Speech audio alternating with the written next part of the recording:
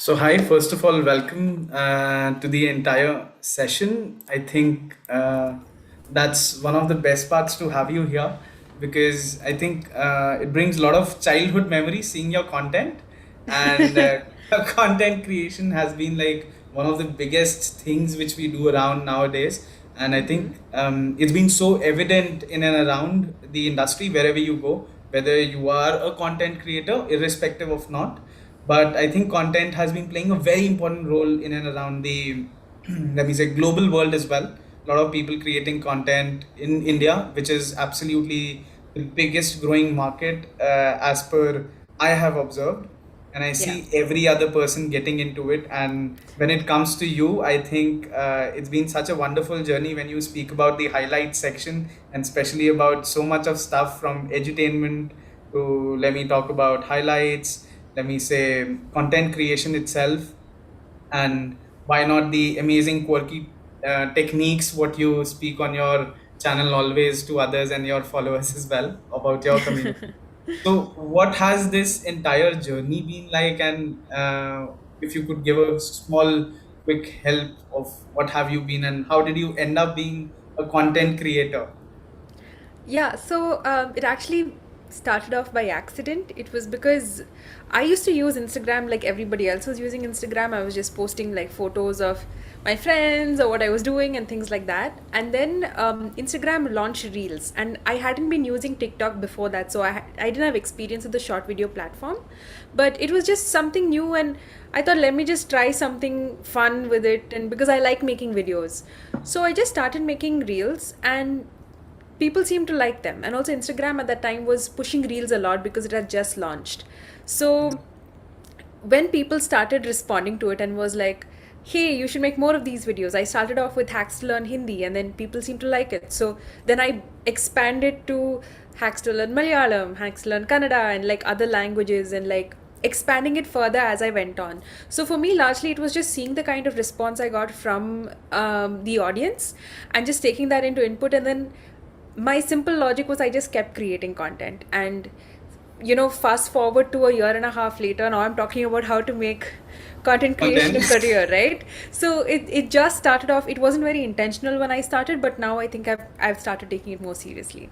But I should literally say that I love your hair, the way they Thank are, you. and they look super cool. And one of the things which I'm always fascinated, the chumma expression of yours, and that's like I think crazy, which kills off everything and brings everything together, and all that part of being a content creator from actually I could say when you come from a local language speaking Malayalam, did you feel that you were missing? Because I have seen a lot of content creators who are actually Malayalis and they only do content creation in Malayalam. Yeah. But do you think that actually gave you an edge, bringing your content into different streams? It works both ways. I know of people who do only Malayalam content, for example, having like millions of followers, right? Because there is an audience for everything you do. I think the way I approached it was not, I'm not just going to be teaching you Malayalam, but I have my USP is being able to teach you anything. It's just it's going to be in a funny way. Like that Funny was way. my bottom line. Whereas there are profiles which just teach Malayalam and they have way more followers than I do. It's because they are a very niche Okay. space and a niche profile, and that wasn't my interest. So which is why I didn't go into that. For me, it was more about, I guess, education and comedy, and I wanted to merge the two. So I don't see it as an advantage or a disadvantage. It depends on what your talent is and what your niche is, what you're able to continue creating content in. Like I know for sure I wouldn't be able to like make one Malayalam related reel every single day. Like I would have been burnt out by then. But I know that people who do only Malayalam teaching content, they have a very specific way of approaching it. They have a framework. They have, okay, today I'm going to teach you nouns, or today I'm going to teach you verbs or adverbs or sentences or common mistakes that you make. There are so many things that you can do within that, right? So it depends on how you approach it. And I think the secret to someone's success is how well they're able to sustain what they've promised their audience they're going to give them.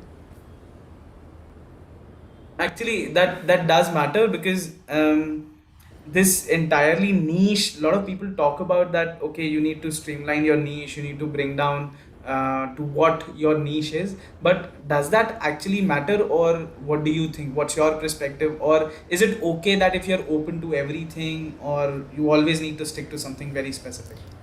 So I think people definitely follow you for your niche, because when someone who has never come across your content before, they don't have a framework for who you are, right? They don't know what you do. So probably they've seen a video of someone who makes funny cooking videos. So in their head, they have correlated it as, I'm going to follow this person because I want to learn about cooking, but I also want to be entertained. But if this person suddenly makes fashion reels, which are not funny but like completely serious high fashion, then someone who's followed them who may not be interested in fashion would unfollow them, because they're like, hey, this is not what I signed up for. So a niche is important in terms of distinguishing yourself from all the other creators out there, and for you to easily be able to tell your audience that, hey, this is what I'm going to do, so this is why you should follow me. It helps you stand out for sure. But if you get too stuck in your niche and you feel like, okay, my niche is only cooking, and you don't do anything else, you're also going to get bored of it beyond a point, unless you're so passionate about cooking, or you're a professional chef, or you want to have a cookbook and things like that, right? If you are too stuck in this box of this is what I'm supposed to do, you will never be happy, because in your heart you know you want to try other things. It's up to you as a creator how you're able to communicate with your audience that, hey, I'm trying something new, this is something different from what I've done, and just let me know if you like it. And I think that open channel of communication is very important, because ultimately you're making videos for your audience, right? You're not just making it for your own consumption. So I would say when you're starting off, it can be very difficult to decide what your niche is. I think that's something most people struggle with, is what is my niche. My advice to them would be, pick 3 things that you like. Maybe it could be dancing, comedy, and makeup. Try to make one video in each sector, and then try to make a video combining 2 sectors, and then see which works better. It's only when you keep creating and experimenting that you'll realize what works with your audience and what you can do further. So basically, maybe mixing things together, as you Yeah. said, dancing this and this, mixing Yeah. them together, and maybe trying them individually, and then checking out the response from your Yeah, audience. That would be definitely. something more interesting. Because I think when content just started, people were very focused on their niche. Like someone who did makeup would do just makeup. Just But makeup. now you see a lot of people like incorporating comedy and makeup together, or dance and makeup together. And that makes it more entertaining for the audience as well, because you're learning something, plus you're getting entertained, plus it's visually appealing. So you have to think about, even as a creator, you have to challenge yourself creatively. Like, what else can I do? What can I do next? That entertainment part of it should not be missing now these days. Yeah, definitely. But this is so interesting that you have landed up being a content strategist now, which you work as. So how this, what has been your educational background, and how did this entire journey end up being a content strategist now? Yeah, so I actually worked as a journalist for about 5 years. So I did Oh, my higher studies in journalism, and then I worked at a TV news channel for 2 years. Then I worked with a digital news platform for 2 years. And then I decided to make a switch to edtech, because I thought that was a very interesting field. It is very interesting right now. It's growing like crazy in India. So for me, it was always about um, being in a field that interests me a lot, and in something that I can learn as much as I can. So even content creation in that way, it's such a new emerging field, like you had mentioned, like it's booming like crazy in India right now. And there is so much to learn in this field that can be applied in other aspects of your professional life as well.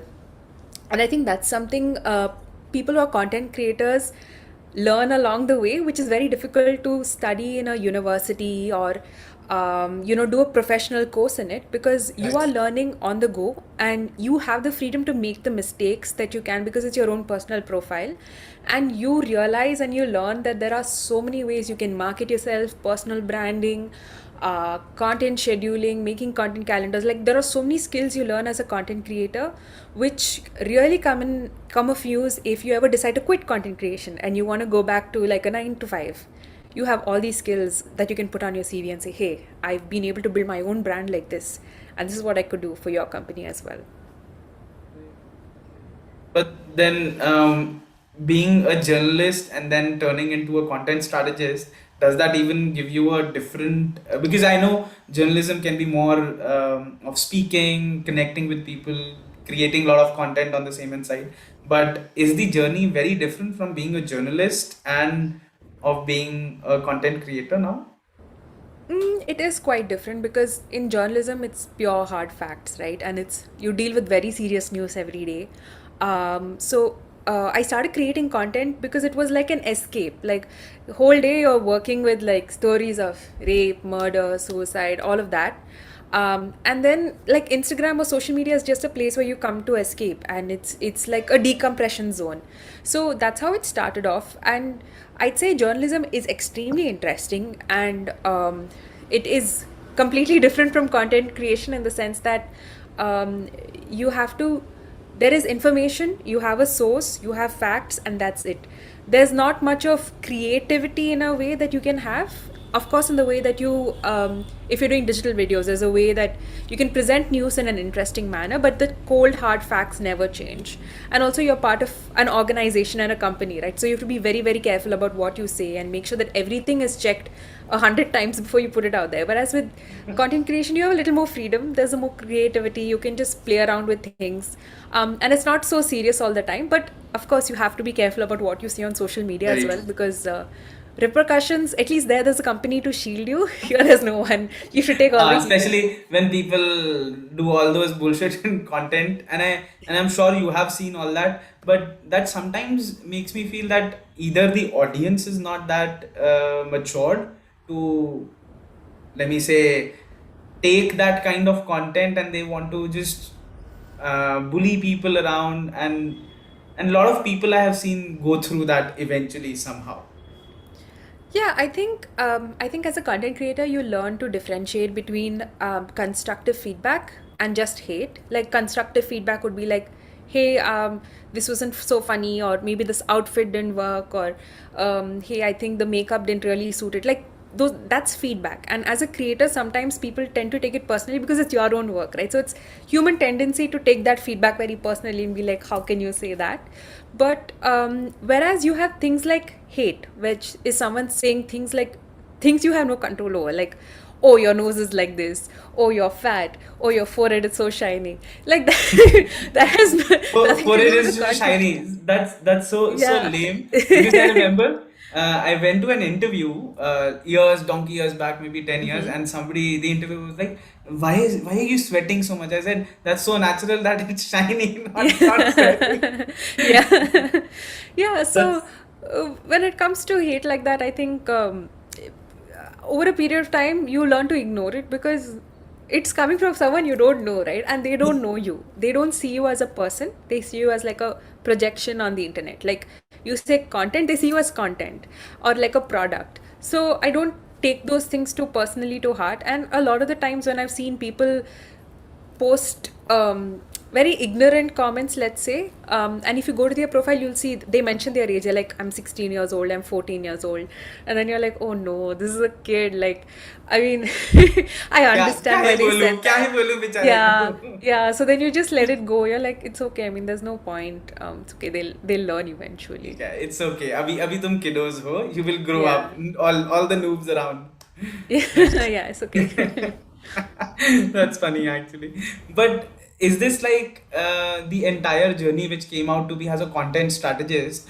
Because I'm sure a lot of people even do not understand what a content strategist is, and what is the roles and responsibilities, and what does exactly a day in Sasha's life look like, and what does she do? Because everything loud sounds to be very amazing on Instagram. Hi, she's like playing, she's like laughing, smiling, Yeah. but I'm sure there are always as a full ups and downs, like a tide going all around. But how does Yeah. this work? Uh, I mean, like a lot of people say, Instagram is like a highlight reel of your life, right? You put all the great moments and the happy moments. Very rarely do people come on the internet and be like, "Oh, I've had such a bad day," and stuff like that. Because you do that with your friends, I guess, with people who know you, you confide in them like that. But of course, everybody has different moments, right? And a lot of creators, probably what you don't realize is a lot of people film a lot of content on one day. So maybe they'll like film 6 reels, and so they're putting out one reel every single day. So you as a viewer might think, oh, they are being so productive every single day, they're doing something, and they're so active, and I'm not able to motivate myself to do anything. But the thing is, the backstory is that they've just done great planning and they're well organized. Because it's not possible to be constantly creative every single day. It's not possible to have these ideas. Like, there are days that you don't get any ideas, and then you feel a lot of pressure, like, oh, I've not put out a video, I have to put out something, why am I not getting ideas?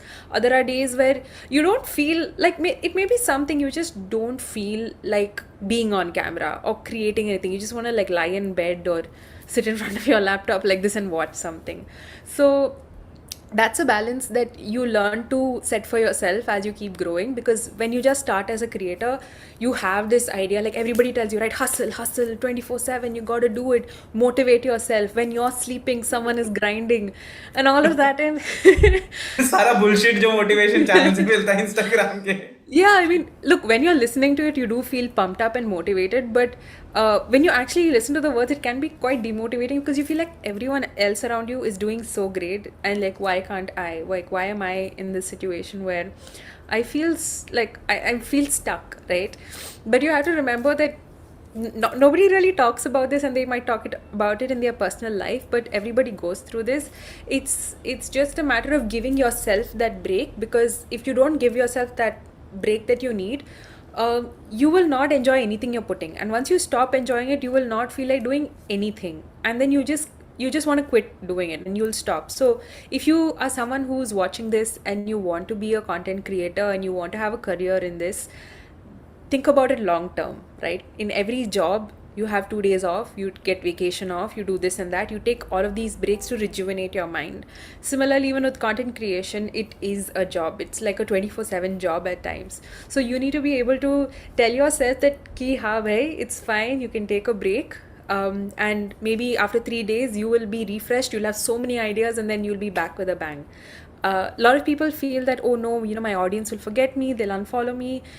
That might happen, like a small fraction of it might happen, but I can definitely tell you that a huge chunk of them will definitely unfollow you if you start putting out like substandard content in a way, or like forced content where you're doing it just for the sake of doing it. Very true, very true. But इसमें इतना ज़्यादा मैंने pressure देखा है content creation में कि every second person comes to his channel. I don't know whether that's like just giving all that gyan out there or is it like real depth to it. But I feel sometimes it's so much pressurized ki no, you have to be consistent because the algorithm works that way, because the algorithm says so, and everything. I think the punishing part is to the algorithm that you are the only person who has creeped into my life, killing me all over. And you're like, yeah, algorithm is the only person who's ruined my life forever. So does that consistency and algorithm actually matter so much? So consistency definitely does. The algorithm not so much, because I know that a few months ago, a lot of people were talking about, oh, the algorithm has changed, my reach has dropped, this, that. And the thing is, the algorithm looks at your behavior as a creator and others' behavior as a creator, right? They look at what people are engaging with, what they are saving, what they are sharing. And based on that, they will push your posts up or push it down. So it's not like they are selectively, singling you out and be like, your videos today, Sacha, I'm not going to show anybody. It's not like that. It's an AI thing that's been set up that just ranks and goes through all of your data and your behavior on the app to recommend videos to you. So as a creator, you have to be consistent. Definitely consistency helps, because it helps you reach a lot more people when you have a lot more content out there. And B, you have to be thinking about the kind of content that you're creating. If you're creating something that is so niche to your personal experience, nobody else will be able to relate to it and be like, yeah, this happened to me also. If one thing that really helps someone grow is when they do either something that's never been seen before, or when they do something that's super relatable, because that's when you share it, right? As an individual, you share it on your story and be like, oh my god, so me, or this is like so like my friend. So you have to start thinking as your audience and think about what someone would like to watch, what they would find funny.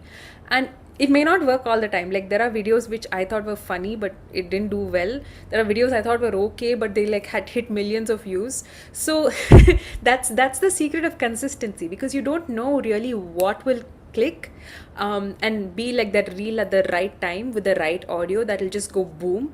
But you on your part, what you can do is just keep creating content, because you're not just feeding the algorithm, you're also evolving as yourself as a creator, because with every video you make, you realize and you learn what works, what doesn't work. Could be one video you did which didn't work so well, but you had an idea from it, and the next video you did got like millions of views. So if you put out your first video and you see that it doesn't hit 1 million views and you're like, forget it, I'm not gonna do content anymore. It doesn't work that way. I used to be someone like that when I started making videos on YouTube, and I used to be like, why isn't it hitting like not even 1K, it's like 100 views? What? Maybe I should just stop. And I did also in between. But now if you just keep at it, people also see the range. And if at one video they didn't like you so much, but they saw 3 videos of yours and they're like, okay, this is interesting, I could follow her and see what else she has to offer, then that works. So you just have to keep creating stuff You that you think like. that somebody lands up to your page and actually binge watches your all your Yeah. reels? Yeah, because I do that on other people's profiles. Like when I'm randomly scrolling through reels, if I find someone interesting, then I go to their profile. If I find 2, 3 other videos that are also interesting, then I follow them. So that's how I followed so many people. I've come across so much interesting content. And so you just have to reverse engineer it and approach it from that sense, that what are you offering your audience? Because everyone has limited attention in a day or limited time that they spend on Instagram. You have to be able to provide value to it. How are you Right. doing that? And that's something you have to think about. Sounds so interesting, but so hard to do. I'm sure when you go to the application part, lag jayegi अच्छे से. Yeah, I'm need a sure lot of everyone, patience. Yeah. you will all need that so much of patience and perseverance going through it. But um, as a content strategist, let me say, what would be the major responsibilities in and around, and how would you strategize a real piece of content? Because I think there are so many social media platforms these days, whether you talk about Twitter, you talk about Instagram, you talk about LinkedIn as well, which is super booming. And I think most of the youth nowadays is on Twitter and Mm-hmm. Instagram. I would not say LinkedIn so much, but Instagram Yeah. and Twitter for sure. So how do you think staying active on 3 platforms and Snapchat for sure, sharing Yeah, honestly? so again, like strategy for every platform depends on what the company wants and what their goals are to achieve. Could be customer acquisition, brand awareness, multiple other things. Maybe you want to have more sales, more conversions from your ads, etc. So it primarily depends on what your company wants, but you have to be able to understand the platform that you are putting stuff on. Like videos don't work as well on Twitter, but snappy one-liners do. On Instagram, text doesn't work as much, but videos do. On LinkedIn, maybe those long posts where you can get people to write about their experiences or carry out polls, stuff like that works. Snapchat also, like vertical videos, short stuff with big text, which is snappy, that works.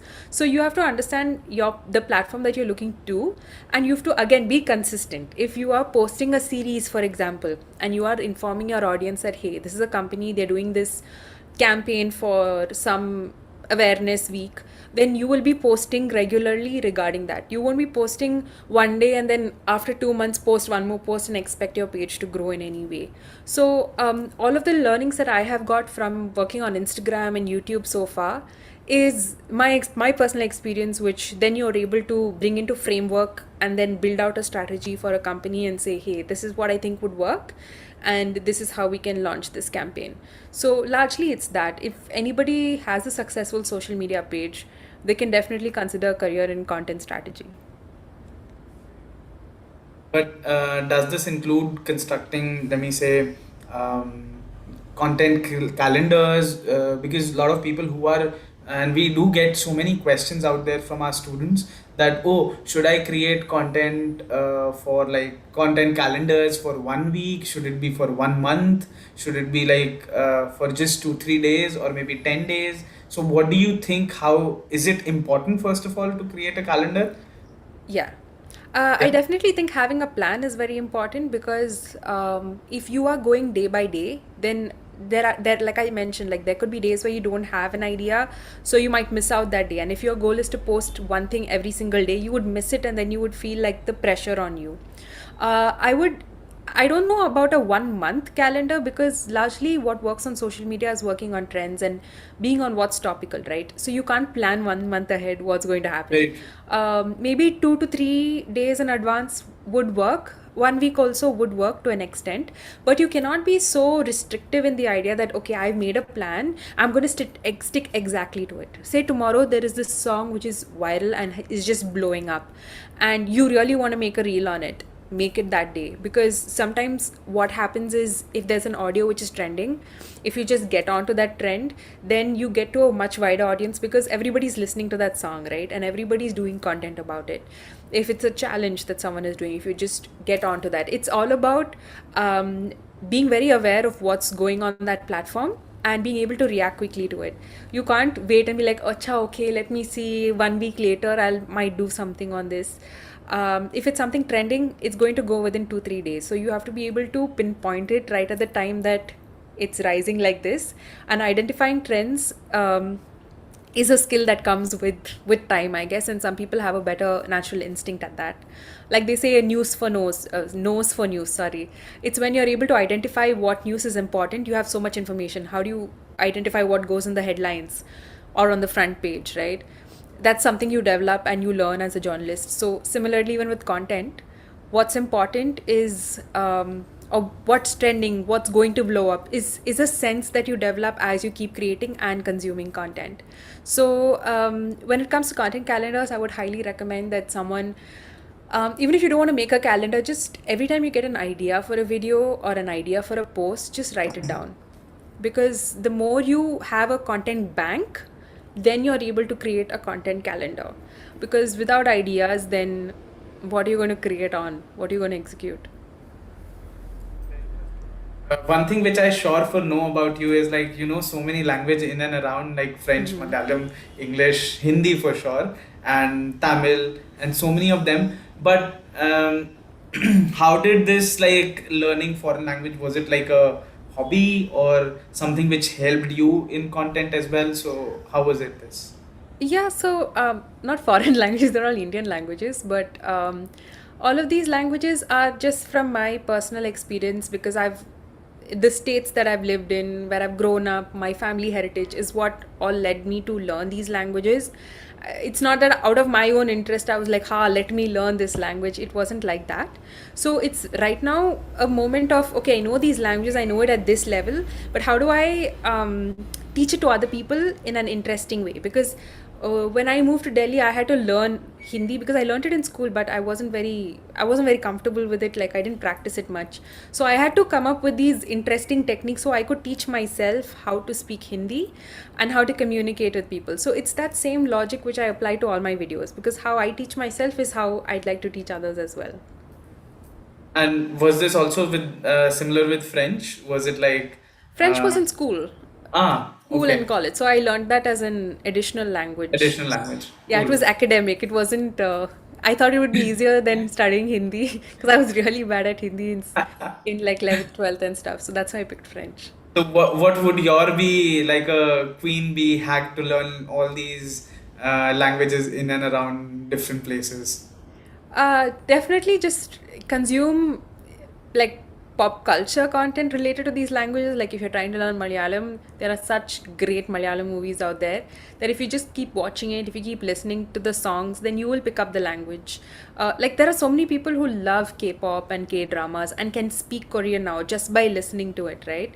So it's all a matter of hearing it constantly, and more importantly, being able to communicate with someone. Because the more you speak with someone, even if you're stuttering and stammering and making mistakes, it's fine. But when you get the practice of speaking, that's when you become more fluent with it, rather than just having that knowledge in your head. True, true, true. Actually, this is also something which I think a lot of hosts and writers, when they talk about while creating content or on news channels as well, there's something which they talk about is how could you hook your audience there to just be, if it's a 30 seconds of reel also, how could you make sure that you hook your audience in the beginnings, those are the stay back for those 30 seconds. Is it and how does this hook actually works in real life? Yeah, I mean, you're informing your audience in the first 3 seconds what your video is about, right? So mine is very straightforward, which is hacks to learn Malayalam, like directions, or hacks to learn Malayalam colors, or something like that. So they know exactly what they're going to learn.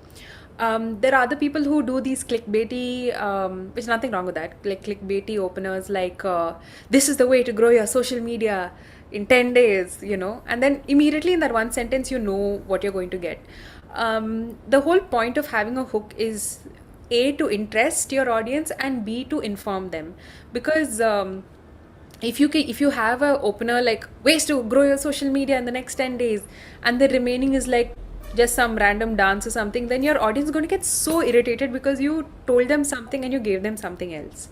So the hook has to be very close to what your content is, but you have to be able to position it in an interesting way, in a way that you're going to tell them, hey, you're going to learn something really cool from this, or exciting or crazy from this, and this is what I'm going to give you. As this entire journey, creating so much of content, being a news editor, being a journalist altogether in the market, what was your learning altogether? Because experience say, I guess people learn a lot. People learn amazingly too much through their experiences of others. Because अब मेरे पास इतने साल नहीं है that I go and invest for another 6-7 years on Instagram, and I say, okay, now this is what I would learn and then grow. Because I think that also is like a bad way to develop yourself. You could learn from others' mistake. So would there be? Did you commit? I'm sure you did. But what were the mistakes you committed, and what were the learnings altogether from it? Yeah, I think mainly was one, not being organized at the beginning and just being like, I'll take it with the flow as ideas come, I'll put things out. No, it definitely helps to have a plan and to be organized and know what content you're going to be putting out. Um, and the second thing would be disciplined about it, because if you want to take this seriously, you have to treat it just like any other job. If you're working with brands, you have to meet deadlines, you have to be professional in your conversations with them, you have to be organized, you have to be good in your communication.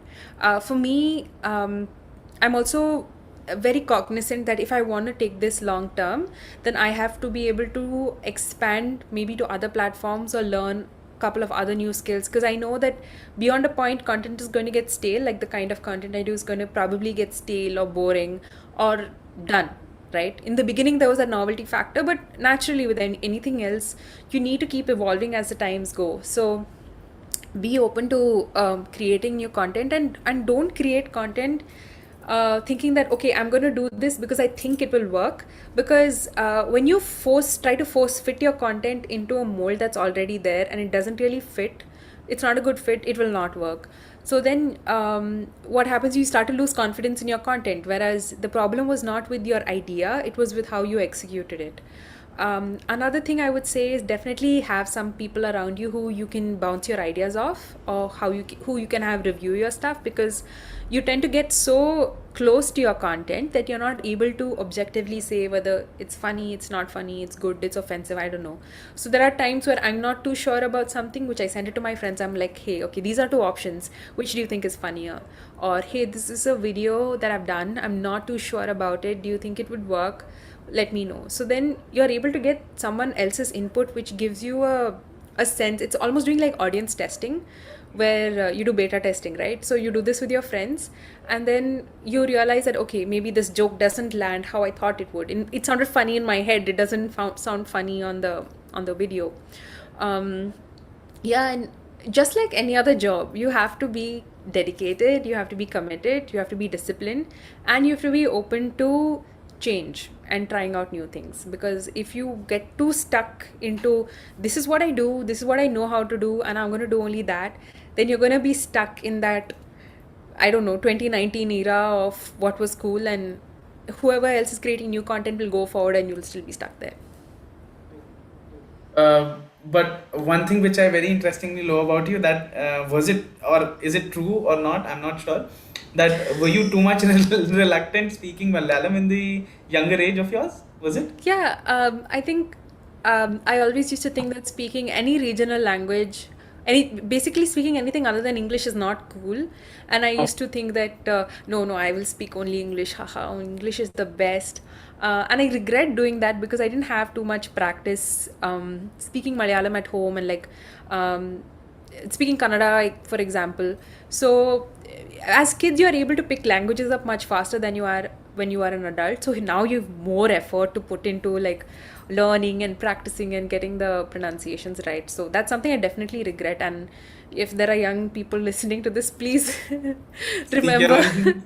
yeah, that your language is so unique and precious, and that you will realize the value of it only when you leave home and you probably go to another state or another country, and that's when you'll know the value of knowing another language really well. I think that also becomes a stereotype that, oh shit, you are a Punjabi and you cannot speak Punjabi, or you are a Malayali and you cannot speak Malayalam, and that's so odd Yeah, coming you from feel people. ashamed, like, wow, I don't know my own background and culture. Like, oh man, like, it's embarrassing. ऐसा मत करो यार. That's seriously odd at times, because a lot of people stereotype. I think if you are so and so, that you need to know this language, why don't you know that? And that also becomes like little awful conditions when you are there and obnoxious, like, oh shit, I don't know that. Yeah, I Yeah. mean, I guess it's normal for people to expect that, okay, if you are a Punjabi, probably you would have spoken Punjabi at home and you would have grown up speaking Punjabi. So the expectation is that you would speak. So if you don't speak, that's when it becomes a moment of surprise, like, how come you don't know Punjabi? And that depends, right, on everyone's upbringing. Some people's parents are very strict about speaking only their mother tongue at home. So then they know the language very, very well when they're growing up. Others are more like, okay, no, we will speak only English at home because you have to learn how to speak English. So you Like have a extremes. global language. Yeah. But that's the thing, right? Now you realize everyone knows how to speak English, but not everyone knows how to speak Malayalam or Punjabi or Hindi or Tamil. And that's what's in demand now, even as a job skill, if you are bilingual, because regional markets are growing like crazy.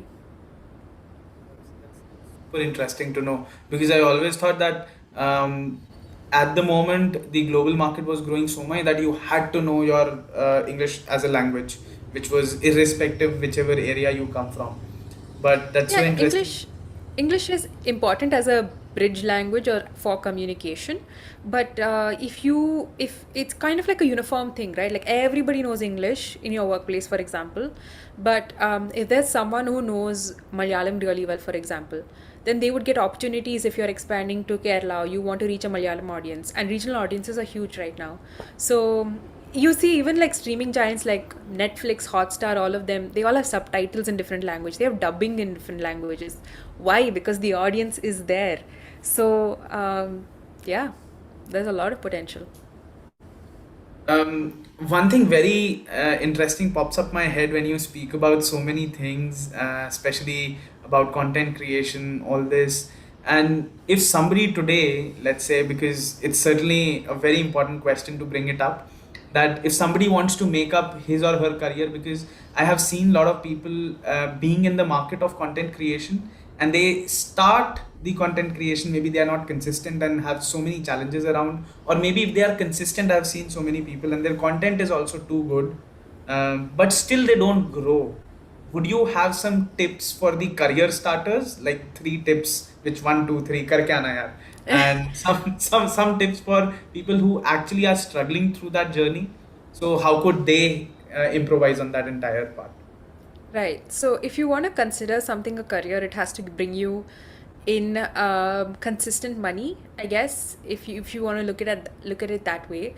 So I don't think that anybody who's doing content on the side should quit their job immediately and do content full time, unless and until the money that comes in from content is enough to sustain you, like how much your monthly salary would, or even more, because it's a huge risk.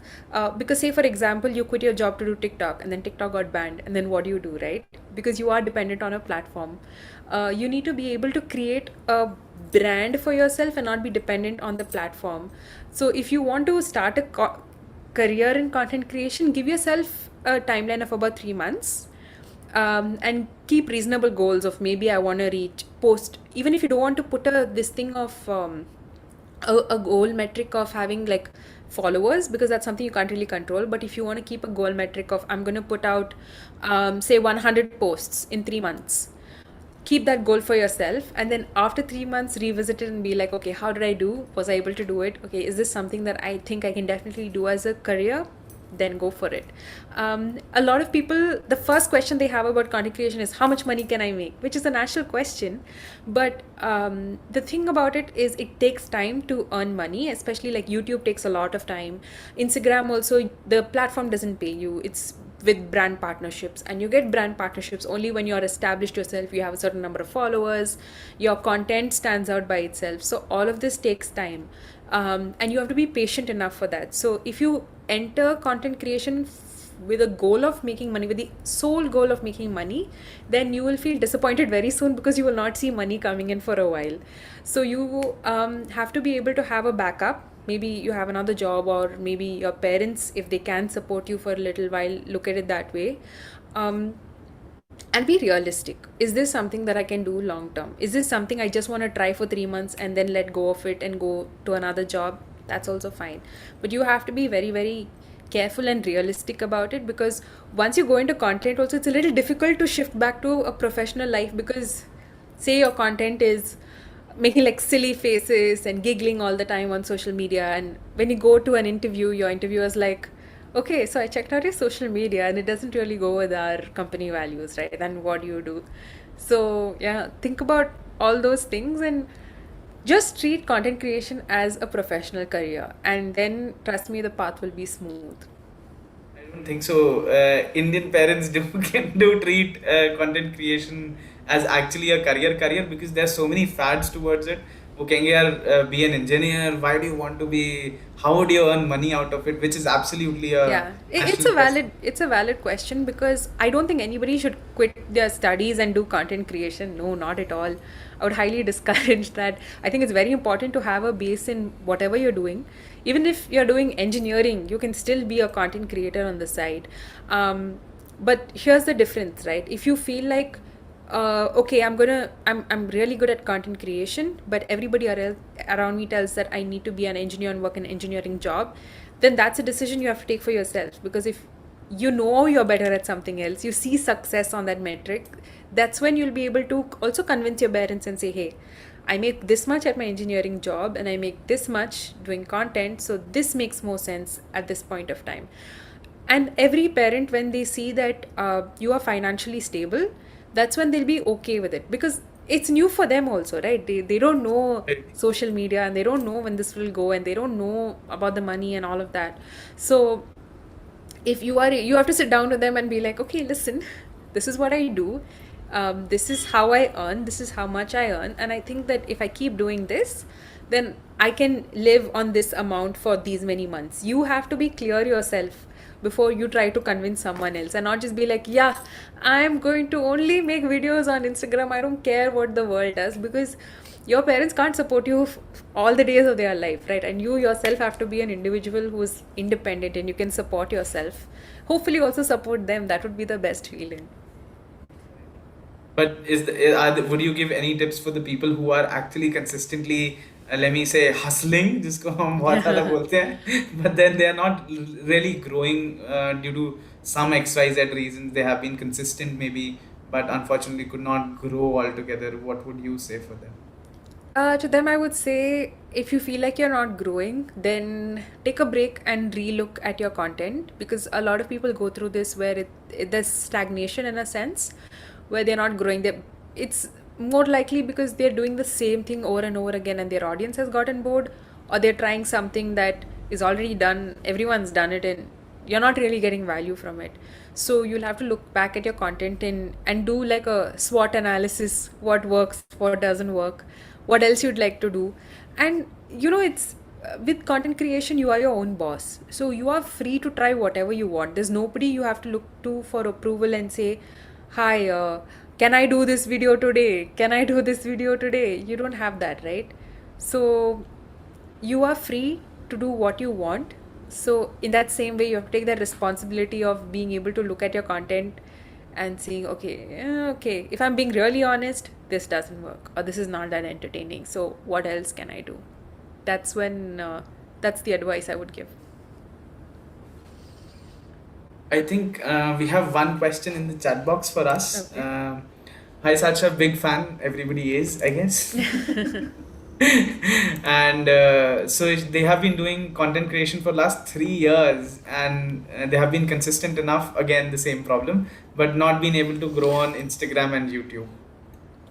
I think you'll have to probably look at what you're creating on Instagram, um, and also a good metric for what works is if you just look at the Instagram tab, the Reels tab that's there, because Reels works really well right now. So just go through your Reels tab, see what's trending, what's working. Then you'll get a sense of what's working. Maybe your format is still the 2015 format of doing videos. It could be that. I mean, I don't know. I don't have a frame of reference for this, but you have to be able to do something that stands out from everybody else. I know that you look at a lot of big creators and be like, okay, they make their videos like this, maybe their background is like this, their opening is like this, their music is like this, their format is like this. So I should also do the same because they've been doing it. But when you do that, you become one among many and you don't really stand out. So the best way to grow is to try something different in a way that you feel like nobody else has done before. Like, for example, I didn't see a hacks to learn local languages anywhere when I started doing it, and that's why I was able to sort of get that push because nobody else was doing it at that time. But now a lot of people have started doing it. So now if I would have started doing it, I wouldn't have gotten that much of a push. So yeah, I guess it's change of format and relook at content. Everything lies in what are you actually creating. Yeah. That's so much to it. We have another question, Sacha, which says that we recently spoke about clear niche and learning what you want to in your niche to be specific. And what tips would you have for someone who learned along the way and is now changing niches out across? Now changing niches, all the best. I think it's very exciting and very brave to be changing niches completely. That means you are very well versed in two separate categories of things, which is great. If there is a way that you can incorporate both, or at least have a transition period where you're moving from one niche to another, that would be great because otherwise your audience would feel like, say for example, I started following you for dance, but now you're doing only makeup. Where are the dance videos, you know? So if you are able to communicate to your audience that, hey, I'm changing my niche a little bit, I'm trying out something new, and I just wanted you to let you know, and this is something I'm trying. So I'm sure like people are very understanding on the internet and they would love to see you grow as well. I think it's very important to communicate from your audience, which we Yeah. call as maybe digital communication, or let me say virtual communication, through which you could talk through comments, because that's the entire life, the metaverse. What Zucker Chacha also talked about, कि ठीक है यार, push everything into meta now. So that's also how it might work in future coming, that we all will be so virtual all across, and I totally miss that physical meetings all across, but nevertheless, you can't Yeah, do both. I mean, you are. What I really like about social media is instant feedback, in the sense that when you put something out, people do tell you, "Oh, hey, this is nice. Hey, this is not nice," and that is so precious. Like companies spend so much money carrying out customer surveys just to get that same kind of feedback. So you have it at the tip of your fingers, and you need to be able to be, I guess, humble enough when someone tells you that, hey, this is not so funny or this didn't really work, that you should be like, okay, I get it, I will try something else, I'll try something different. Or sometimes like people say, hey, the music was too loud, or you were talking too fast, I couldn't understand. That's not that's a moment that you don't respond like, then you should slow down the video and listen to it, right? That's not the audience's responsibility. Your responsibility as a creator is to communicate in the best way that anybody who's watching your video understands what you're trying to say in the best way. So you have an audience that is so precious. Just ask them like, hey, what do you want to watch, or what do you think works, or what do you want me to do? Let me know. Like that's awesome. That kind of Should I communication. dance? Should I skip? What should I do? Just tell Don't keep me. it so open-ended because you get some crazy responses sometimes. But just you can ask for suggestions. It's totally out there. It was lovely meeting you, Sacha, and I think your presence all together इतना अच्छा vibe है that anybody could be charmed all across, and I am sure why the followers are so excited always seeing your content all across. But it was pleasure having you and meeting you also, and I wish all the best. And I think we should always catch up forward जब भी मौका मिले. That should be the strategy Definitely. altogether. And thank you for your time as well. Thank you so much, Vikram and team TBH Circle. I had a really nice time, and for all the questions as well. Thank you guys for participating. I really liked this and I had a great time. Thank you. Thank you. Take care. Bye bye. Bye.